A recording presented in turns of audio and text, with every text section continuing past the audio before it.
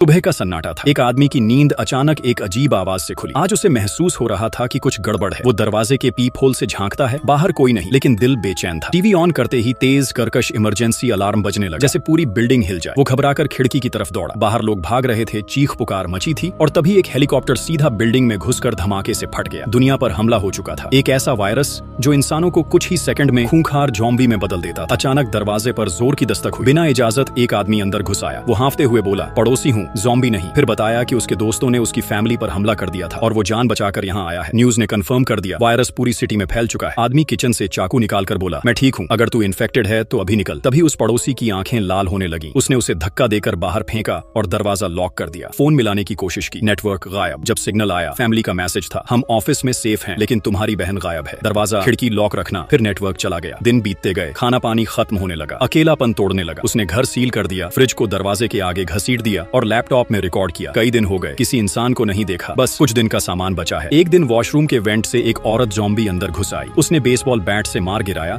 और वेंट बंद कर दिया। फिर एक दिन खिड़की से सामने वाली बिल्डिंग में एक लड़की नजर आई। दोनों ने कागज पर लिखकर बातें की। अगले दिन उसने रस्सी से पानी भेजा, लेकिन शोर से ज़ॉम्बी आ गए। उसने उनका ध्यान अपनी तरफ खींचा और सबको मार गिराया। पड़ोसी के घर से चोरी चुपके खाना, हथियार और वॉकी टॉकी लाया। एक वॉकी टॉकी लड़की को फेंक दिया ताकि बात हो सके। कुछ दिन बाद खाना फिर खत्म हो गया। वो वेंटिलेशन से दूसरे अपार्टमेंट में घुसा, लेकिन वहां एक बूढ़ा मिला जिसने चालाकी से उसे बेहोश कर दिया। होश आने पर उसने देखा बूढ़ा अपनी इन्फेक्टेड बीवी को जिंदा रखे था और अब उसे उसी के हवाले करने वाला था। किसी तरह उसने खुद को छुड़ाया और बूढ़े को उसी ज़ॉम्बी बीवी के हवाले कर दिया। वो भागकर लड़की के पास पहुंचा, लेकिन पीछे ज़ॉम्बी थे। लड़की ने बेडशीट से खींचकर उसे ऊपर चढ़ाया और दोनों ने मिलकर उन ज़ॉम्बीज को नीचे गिरा दिया। अब ये जगह सेफ नहीं थी। भागते भागते ज़ॉम्बी ने उस पर हमला किया। लड़की ने बचाया। उसे लगा कि शायद वो इन्फेक्ट हो गया है और उसने कहा, मुझे मार दो, लेकिन कपड़े हटाकर देखा, कोई कांटा नहीं था, वो सेफ था। दोनों ने एक दूसरे को देखा और ठान लिया, अब से साथ रहेंगे और इन ज़ॉम्बीज का खात्मा करेंगे।